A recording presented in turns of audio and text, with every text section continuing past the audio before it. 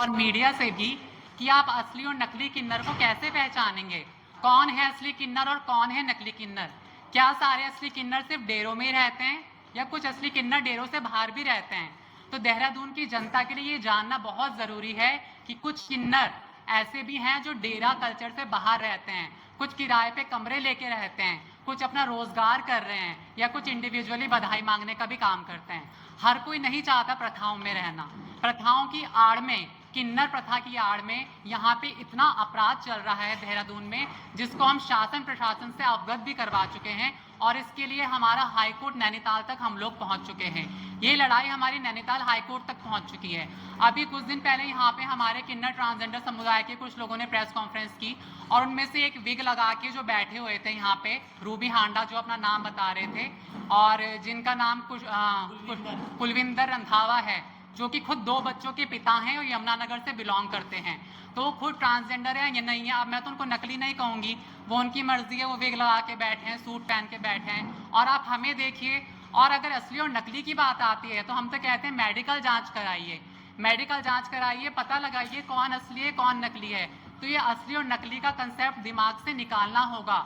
डेरों से जो बाहर किन्नर रह रहे हैं वो भी असली ही होते हैं, मगर क्या है, वो उन परंपराओं में नहीं रहना चाहते। क्यों हम उन परंपराओं का खंडन करते हैं? क्योंकि किन्नर कल्चर में बाल काटने की परंपरा है, मारने पीटने की परंपरा है, माथे पे सिक्का गरम करके लगाने की परंपरा है। ऐसी कौन सी प्रथा है जो अपने ट्रांसजेंडर बच्चों को, ट्रांसजेंडर भाई बहनों को इतनी बर्बरता से मारने पीटने के लिए एक कानून बनाए हैं? अभी कुछ दिन पहले अप्रैल में निशा चौहान को किडनैप करके इसके बाल काट दिए। वो लोग कहते हैं कि ये लोग अपने आप को खुद मारते पीटते हैं। अब सीसीटीवी कैमरा तो झूठ नहीं बोलेगा, जिसमें आप अगवा करके ले जा रहे हैं, मार रहे पीट रहे हैं, इतनी बुरी हालत कर दे रहे हैं आप कि देख नहीं रहे हैं। और आप बन के बैठे हैं कि हम लोग 21 लाख का चंदा देते हैं, 11 लाख का चंदा देते हैं। मेरा ये पूछना है कि इतना पैसा आप लोगों के पास आता कहाँ से है? आखिर हिजड़ों के पास, सन्यासियों के पास, एक तरीके से हम भिक्षावृत्ति करते हैं, उनके पास इतना पैसा कहाँ से आ रहा है? ये देहरादून की, उत्तराखंड की आम जनता को लूट के पैसा आ रहा है। जो सरकार है, जो शासन प्रशासन है, वो कोई हिजड़ों के चंदे से नहीं चलता है। जो यहाँ बैठ के रजनी रावत कह रही थी कि किसी थर्ड जेंडर ने, ट्रांसजेंडर ने दान नहीं किया था, तो वो भी खुद भी थर्ड जेंडर है, खुद भी ट्रांसजेंडर है, और उन्होंने दान कहाँ से किया? क्या वो जो जहाँ से वो मूल रूप से जो नेपाल से बिलोंग करती है, क्या वो ये सारी संपत्ति 11 लाख 21 लाख की जो चेक दे रहे हैं, क्या वो नेपाल से लेके आए थे? ये देहरादून की जनता से ही कमाया हुआ पैसा है। और अगर आप करोड़ों में से, अरबों में से, खरबों से कुछ लाख दान कर दोगे तो कोई बुरा नहीं हो जाएगा। एसपी सिटी के यहाँ, प्रमोद सर के यहाँ इतनी एप्लीकेशन का भंडार भरा हुआ है जिसमें अवैध वसूली की कंप्लेन है जनता की, देहरादून की जनता की अवैध वसूली की कंप्लेन है। हम वहाँ पे गए, रजनी रावत को भी बुलाया गया, रजनी रावत उस मीटिंग में नहीं आई। हमने एसपी सिटी सर को कहा, सर आपके पास जितनी भी कंप्लेंट आई हैं आप इन जजमानों के घर हमें लेके चलो, अगर हम में से कोई एक भी निकल जाए तो हमारे खिलाफ कार्रवाई करो। सर ने कहा कि अगर कोई भी पब्लिक कंप्लेन आएगी मैं एक्सटॉर्शन की धारा लगाऊंगा। अभी देखा जा रहा है लोग डरते हैं, बद्दुआओं से डरते हैं। अभी कुछ लोग, ये जो बिंदु जी बैठी हैं, ये खुद किन्नर डेरा चलाती हैं, इनके डेरे पे कब्जा करने की कोशिश की है। बाद में अपनी प्रताड़नाएं आपको बताएंगे कि किस तरीके से रजनी रावत गैंग ने प्रताड़ित किया था। तो इनके जहाँ पे मांगने खाने का कार्य करती थी, वहाँ पे इस तरीके से रजनी रावत गैंग के लोग बदतमीजी कर रहे हैं कि लोग ब्याज पे पैसा देके बधाइयाँ दे रहे हैं और वो पुलिस कंप्लेन नहीं करते हैं। पुलिस जाती है कि आपको कंप्लेन करनी है कि नहीं, हमें नहीं करनी। क्यों नहीं करनी? क्योंकि जनता भोली भाली है, जनता बद्दुआओं से डरती है। आर्टिकल 14 में साफ लिखा है, NALSA versus supreme court of India का जजमेंट है कि हिजड़ा और ट्रांसजेंडर्स को बराबर का access to justice in all public and private, जो भी हमारे डिपार्टमेंट है, टॉयलेट्स हैं, हॉस्टल्स है, सभी चीज़ में उनको है जो बराबर का प्रावधान दिया जाएगा, बराबर के हक दिए जाएंगे। लेकिन हक लेने वाले कहाँ हैं? हक लेने वाले तो असली नकली कर रहे हैं, हक लेने वाले डिफ्रेंशिएट कर रहे हैं। हक लेने वाले कह रहे हैं कि हम डेरे में रहते हैं, हम बधाई मांगते हैं, हम असली हैं। ये बाहर रह के बधाई मांगते हैं, ये बाहर रह के अपना रोजगार करते हैं, तो ये लोग नकली है। तो ये असली और नकली का कंसेप्ट सभी को अपने दिमाग से निकालना होगा। मेरा संविधान सबसे सर्वोपरि है। रजनी रावत कहती है कि वो पूरे उत्तराखंड की, पूरे देहरादून की गद्दी नशीन है। आखिर किसने उसको गद्दी नशीन बनाया? हम उसको अपना अभिभावक नहीं मानते हैं। कोई रजनी रावत को हम में से अपना अभिभावक मानता है? हम उसको नहीं मानते। मार मार के कोई हमें हमारा बाप नहीं बन सकता, हम नहीं मानते हैं। क्यों हम किसी को उपाधि दें? क्यों हम किसी को गद्दी दें? और कौन होता है रजनी रावत अपने आप को गद्दी नशीन कहने वाला? और गद्दी नशीन होगा तो अपने घर तक होगा। अपनी जिंदगियों के मालिक हम लोग खुद हैं।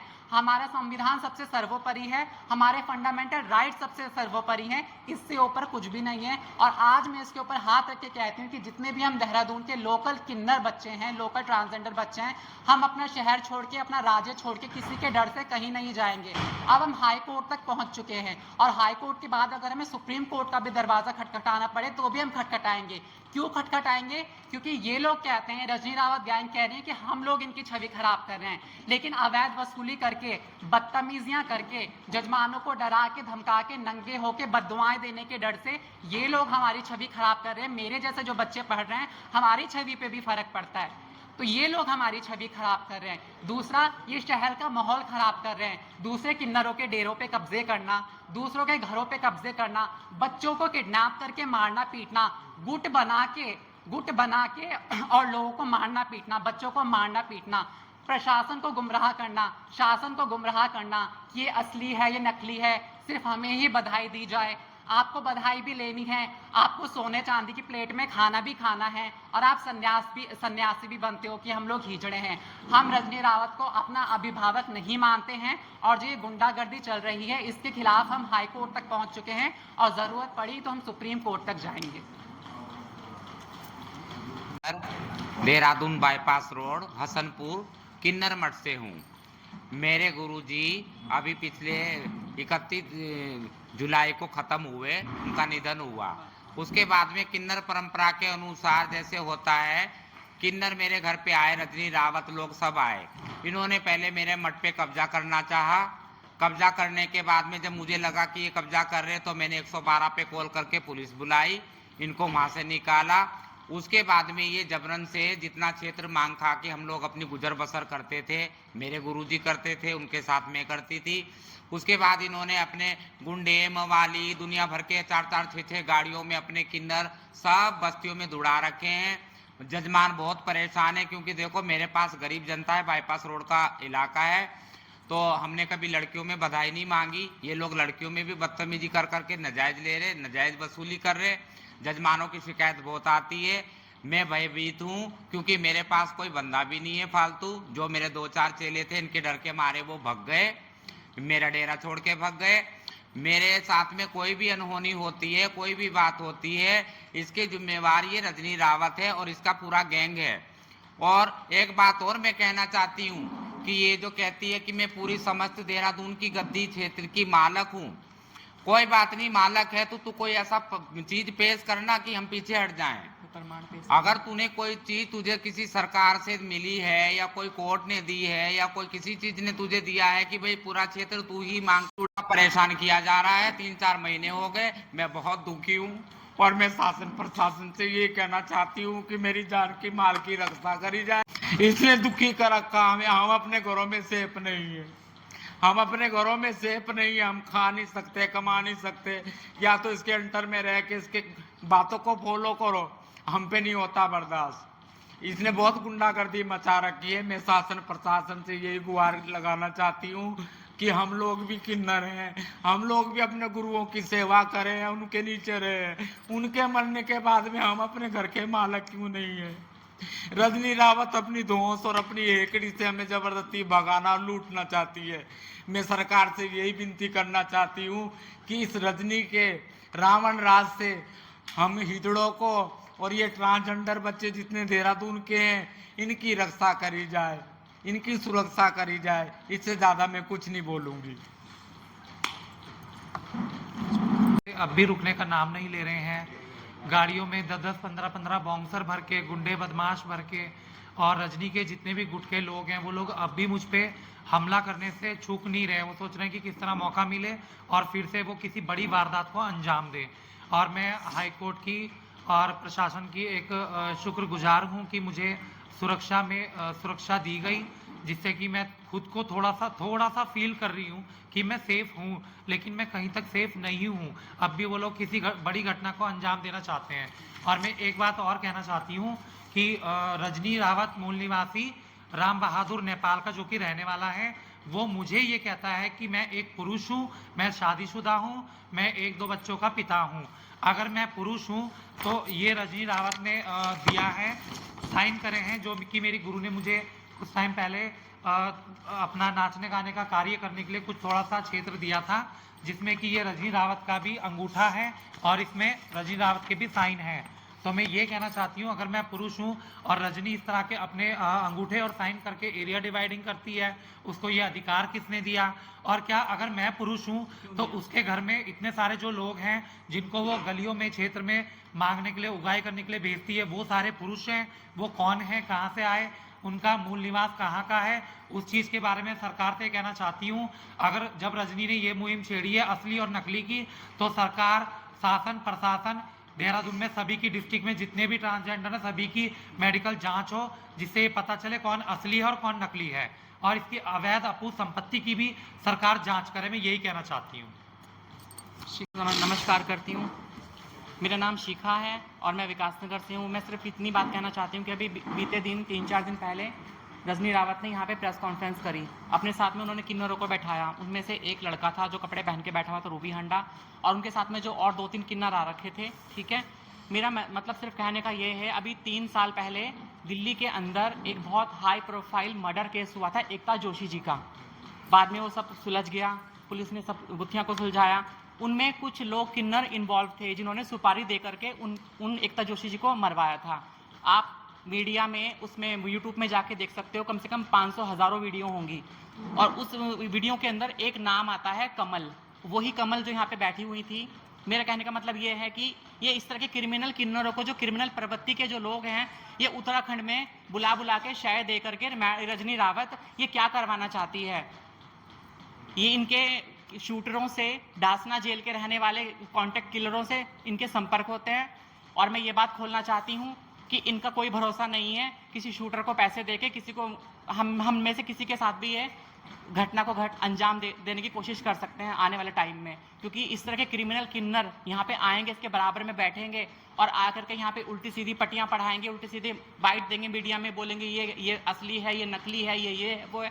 तो ये चीज़ बिल्कुल गलत है और क्रिमिनल प्रवृत्ति के लोगों को यहाँ आने के लिए भी बिल्कुल इजाज़त नहीं देनी चाहिए। जब साफ मना किया है कि बाहर के लोग यहाँ नहीं आएंगे, तो ये अपने घर में बुला के ये क्या मीटिंगें करती है, क्या करवाना चाहती है।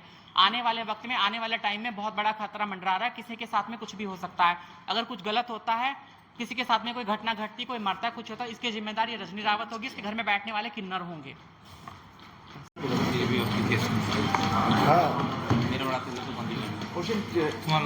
एक प्रेस वार्ता के बाद रजनी रावत की आप लोगों को भी सामने आना पड़ा और असली और नकली की अब पहचान करने की जरूरत महसूस देने लगी। क्या लगता है कितना खतरा पहले भी है? इस खतरे को आप भाग करके कई प्रेस वार्ता कर सकते हैं। जी, प्रेस वार्ता हमने पहले भी की है और सभी का अधिकार है कि वो प्रेस वार्ता कर सकते हैं और जनता के सामने अपनी आवाज़, अपनी बातों को रख सकते हैं।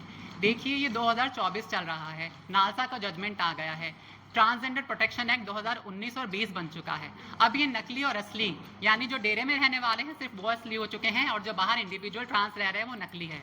तो ये भेदभाव दूर करना होगा। इसके लिए अभी हम हाई कोर्ट तक पहुंच चुके हैं। रजनी रावत जैसे लोग देहरादून में बैठ के, प्रेस क्लब में बैठ के असली नकली जैसी बातें कर सकते हैं हमारे बारे में, लेकिन माननीय सर्वोच्च न्यायालय में और हमारे उत्तराखंड के न्यायालय में ये बातें नहीं चलेंगी असली नकली वाली।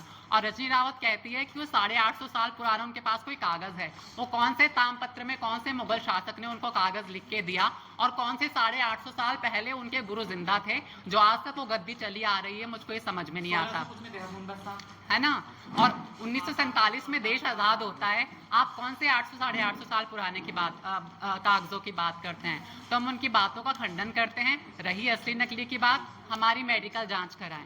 मेडिकल जांच से पुष्टि हो जाएगी कौन असली है कौन नकली है। वैसे भी जो एक्ट बना है, transgender protection act 2019, rule 20, constitution सर्वोपरि है। आर्टिकल 14 में हिजड़ों को, ट्रांसजेंडरों को बहुत से राइट्स दिए गए हैं, लेकिन हिजड़ा लोग खुद अपनी छवि खराब कर रहे हैं। क्यों कर रहे हैं? आपस में लड़के, आपस में नंगे होके, अवैध वसूली करके, और कुछ रूबी हांडा जो कुलवंत कुलवंत रंधावा जैसे 2 बच्चों के बाप जो यहाँ पे विग लगा के सूट पहन के बैठते हैं और अपने आप को पता नहीं ट्रांसजेंडर बोल रहे हैं, क्या बोल रहे हैं। मैं फिर भी उनको आदमी नहीं बोलूंगी। वो खुद 2 बच्चों के पिता हैं। रजनी रावत के डेरे में कितने ऐसे लोग रहते हैं, कितने ऐसे किन्नर बने हुए हैं जिनके बच्चे हैं, जब वो पुरुष थे उनके बच्चे हैं, पोता पोती वाले हैं, अपने बच्चों की शादियां कर रहे हैं। कहाँ से? देहरादून की जनता को लूट लूट के, यहाँ से कमा के। हम तो खुला बोल रहे हैं और इन चीज़ों पे जांच हो। अगर हमारी एक भी बात में झूठ है तो इन चीज़ों पे जांच हो, और अगर हम झूठ बोल रहे हैं तो हमारे ऊपर कार्रवाई हो। आप देखिए, भारत सरकार के अनुसार ministry of social defence empowerment की तरफ से एक ट्रांसजेंडर आईडी कार्ड जनरेट होता है। मेरे 22 ट्रांसजेंडर इसी आईडी कार्ड से सोशल वेलफेयर डिपार्टमेंट में रजिस्टर्ड हैं, 22 ट्रांसजेंडर। लेकिन रजनी रावत गिरोह का एक भी किन्नर वहाँ पे रजिस्टर क्यों नहीं है? ये लोग कहाँ से आए हैं? ये लोग क्यों अपने आप को यहाँ पर यहाँ पे जो है रजिस्टर नहीं कर रहे हैं डिस्ट्रिक्ट मजिस्ट्रेट ऑफिस में या सोशल वेलफेयर ऑफिस में? आखिर क्या ऐसी कमियां हैं, क्या ऐसा काला घोटाला है? और अपने आप को नेता बनती है रजनी रावत। ऐसे नेता सत्ता में आएंगे तो क्या भविष्य होगा देश का? अपने आप को मैडम कहने वाले कौन सी क्लास पास है वो? एक सवाल यह है कि ये सिर्फ असली और नकली की लड़ाई है, या ये जो साम्राज्य पीछे नजर आ रहा है ये उसका भी है? जी बिल्कुल, ये दोनों बातें सर इंटर रिलेटेड है। साम्राज्य के पीछे असली नकली छुपा है। अगर ये असली नकली का खेल नहीं रचेंगे तो इनका साम्राज्य कैसे बचेगा? क्योंकि अब लोग खड़े हो चुके हैं। I have right to work. मैं कश्मीर से लेके कन्याकुमारी काम करने के लिए कहीं भी जा सकती हूँ, मुझे कोई नहीं रोक सकता। बिंदु गुरु जिस अपने क्षेत्र में रहती है वो अपने देहरादून में कहीं भी मांगने खाने का कार्य कर सकती हैं, मैं कर सकती हूँ, ये कर सकती है। कार्य करने का अधिकार हमारा संवैधानिक और मौलिक अधिकार है, उसको कोई नहीं रोक सकता। मैं बार बार कह रही हूँ, संविधान यानी कॉन्स्टिट्यूशन सर्वोपरि है। तो ये जो एक गद्दी की लड़ाई है, ये इनको पैसे की, सिर्फ पैसे का ही लालच है। तो ये कहीं ना कहीं इंटर रिलेटेड है, असली नकली। और जो ये इन्होंने पूरा एक अपनी मुहिम चलाई हुई है पीछे, जो पूरा पैसा वाला, पावर वाला, पोजीशन वाला कि मैं ही दादा हूँ, उस चीज को खतरा है। क्योंकि अब हम लोग खड़े हो चुके हैं, और खड़े हो चुके हैं तो हम लोग अपना शहर, अपना राज्य नहीं छोड़ेंगे।